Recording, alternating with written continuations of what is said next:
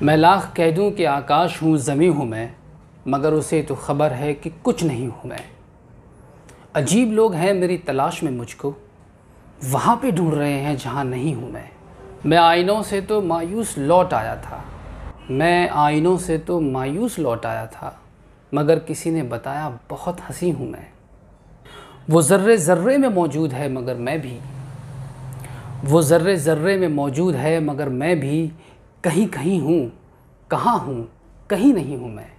वो एक किताब जो मंसूब तेरे नाम से है, वो एक किताब जो मंसूब तेरे नाम से है, उसी किताब के अंदर कहीं कहीं हूँ मैं। सितारों आओ मेरी राह में बिखर जाओ, सितारों आओ मेरी राह में बिखर जाओ, ये मेरा हुक्म है हालांकि कुछ नहीं हूँ मैं।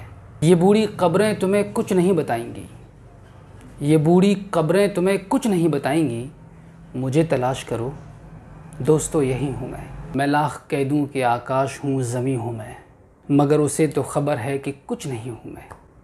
दोस्तों ये कलाम था जनाब डॉक्टर राहत नूरी साहब का, और मैं हूँ बिलाल अनवर और आप देख रहे हैं गज़ल लाइव। उम्मीद है आपको डॉक्टर राहत नूरी साहब का ये कलाम बेहद पसंद आया होगा।